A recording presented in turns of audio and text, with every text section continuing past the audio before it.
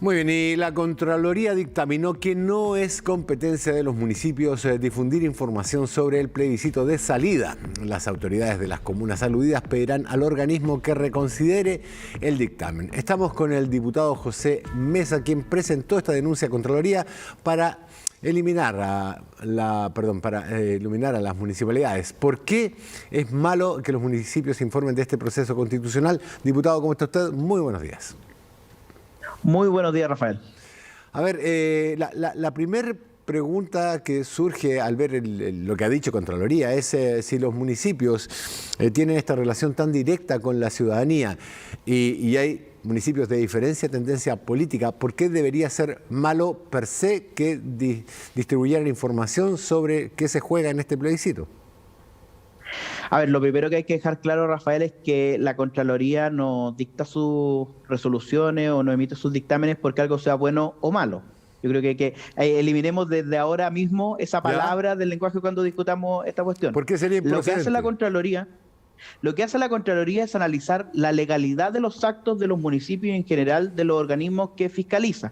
Y eso es lo que nosotros solicitábamos que revisara a la luz del mismo dictamen que Contraloría ya había dictado hace unos meses atrás, el famoso dictamen de presidencia, en donde la Contraloría es clara al señalar que son solo 4 los organismos, fuera del CERVEL por supuesto, 4 los organismos vinculados al Ejecutivo que podrían realizar difusión de información de cara al plebiscito, que es la Secretaría General de la Presidencia, Secretaría General de Gobierno, el Ministerio de Desarrollo Social y la Secretaría Ejecutiva de la Presidencia. Esos son los 4 organismos. Respecto a los municipios, señala que no tienen esta facultad de realizarlo y por una cuestión de forma y de fondo. Partamos por el aspecto de forma.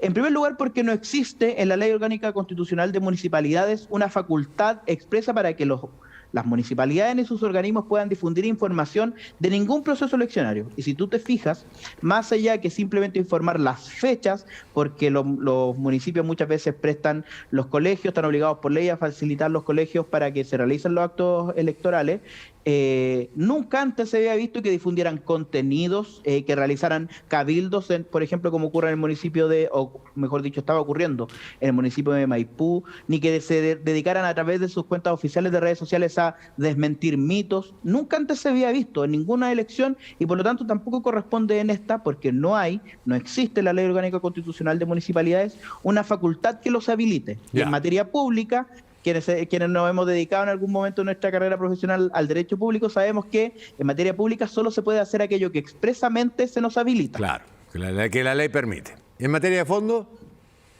Y en materia de fondo, por una cuestión súper concreta, los municipios tienen recursos limitados, tienen presupuestos, sobre todo algunos de los municipios que nosotros habíamos presentado a la Contraloría para que revisara su actuación, son municipios que pasan dificultades, son comunas con una alta vulnerabilidad social. En mi caso, de las que más me toca, creo yo, que pasa por esta situación es el municipio de Cerro Navia, y por lo tanto, utilizar recursos que debiesen ir destinados a solucionar los problemas urgentes de la ciudadanía, de los vecinos de las distintas comunas, para difundir contenidos de cara a un plebiscito, siendo que hay otros organismos que deben hacerlo y que están obligados por ley a hacerlo, también desde la perspectiva de fondo a mí me parece que es un despropósito.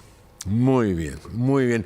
Las municipalidades aludidas han dicho que van a presentar van a pedir un nuevo pronunciamiento de Contraloría. ¿Usted ve alguna posibilidad de que esto cambie? Bueno, yo creo que el pronunciamiento que ya dictó la Contraloría es bastante claro. Los alcaldes, por supuesto, y los organismos municipales tienen todo el derecho, frente a estas resoluciones, de asumir la actitud que mejor les parezca. Yo quiero rescatar, por ejemplo, lo que han hecho alcaldes que incluso ni siquiera fueron recurridos en su momento, como el caso del alcalde Jorge Chapert de Valparaíso, que echó para atrás esta licitación de 70 millones de pesos para realizar un festival constituyente. En una declaración pública que hizo el municipio de Valparaíso, señalaron que ellos van a acatar y van a respetar la decisión de la Contraloría. Pero el resto de los alcaldes que sientan que no corresponde o que consideren que tienen argumentos jurídicos para contradecir lo de Contraloría, tienen todo el derecho a hacerlo. Yo creo que no hay argumento posible para desvirtuar lo que ha señalado la Contraloría. Muy bien, diputado. Me perdonará que haga la misma pregunta que he hecho toda la mañana, pero ¿lo tomó de sorpresa lo que dijo el presidente Boric sobre una nueva constituyente en el caso de que gane el rechazo? Por supuesto que te toma de sorpresa, a mí me toma de sorpresa porque tiene una doble lectura. Por un lado, lo primero que dije yo, vaya, el presidente Gabriel Boric está asumiendo la derrota del apruebo en el plebiscito, una postura con la que él y su gobierno se han mostrado muy comprometidos, llegando incluso el ministro Giorgio Jackson a decir que si es que no gana el apruebo, ellos no pueden ejecutar su programa de gobierno. Y también porque cambió un poco su postura o la postura institucional del gobierno, del actual ejecutivo frente al plebiscito, porque en un principio se hablaba simplemente, y te menciono justamente lo que decía el ministro Giorgio Jackson, que era muy importante que se aprobara este proyecto de constitución. Pero hoy día ya ha cambiado un poco, por así decirlo, la aproximación. Se ha reconocido que ambas posturas son valiosas, son válidas, y reconoce que es lo que va a pasar frente al eventual triunfo del rechazo. Ahora, yo creo que hay que hacerle una precisión al presidente Gabriel Boric, y sería bueno que se leyera la Constitución completa, porque si bien el artículo 142 de la Constitución señala que de rechazarse la propuesta de Constitución, sigue vigente la actual, cosa que es obvia, es evidente, pero si uno vuelve a lo que señala el presidente, que habría que iniciar nuevamente este proceso, y uno analiza el artículo que por así decirlo, funda este nuevo proceso, este título final de la Constitución, ese título final tiene una cuestión que es muy extraña en las constituciones, tiene una fecha determinada.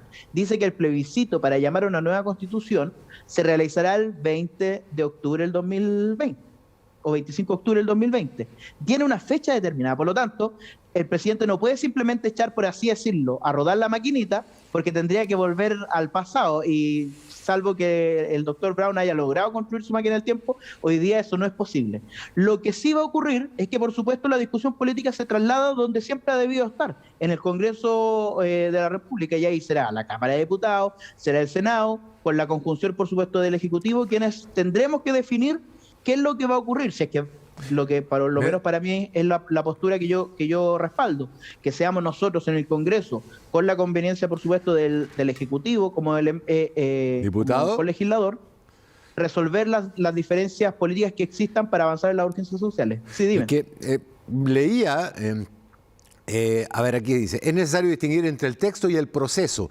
Un rechazo del texto no es un rechazo del proceso. Y las obligaciones que estableció el plebiscito de entrada no se extinguen porque el deudor sea torpe a la hora de cumplirlas, refiriéndose a la constituyente, no a los constituyentes.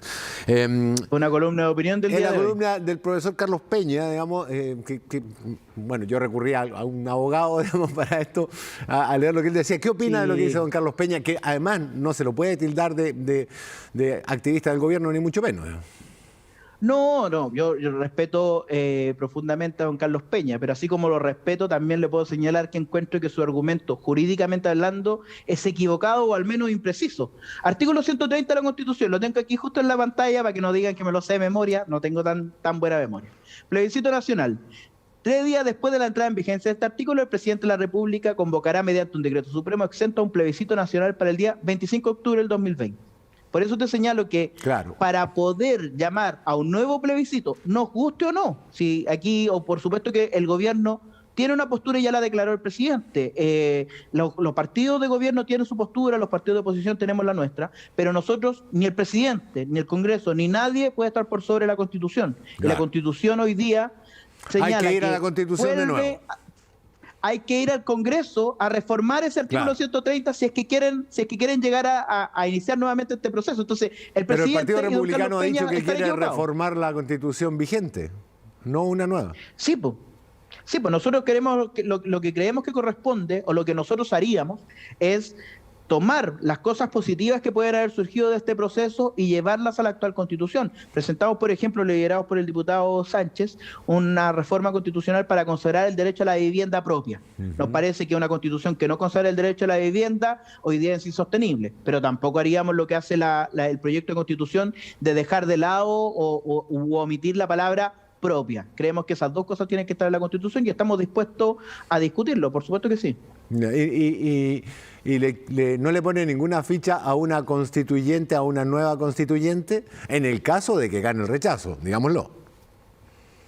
Yo tengo una sola ficha para poner, Rafael. Por supuesto que hay otras 154 fichas en el Congreso, los 154 diputados que me acompañan en el Congreso, más el Senado y por supuesto más el Ejecutivo. Aquí va a ser la superposición de fuerza, la correlación de fuerzas que se da a nivel político en el Congreso, el que va a definir nuestra postura, o al menos mi postura como diputado es clara. Hay otros que tienen una postura distinta. Vamos a ver cómo logramos reunir los votos necesarios para avanzar. Diputado José Mesa, le quiero agradecer el tiempo que nos ha dedicado aquí en Chilevisión. Que tenga usted una muy buena jornada. Muchas gracias, Rafael, y que estés muy bien.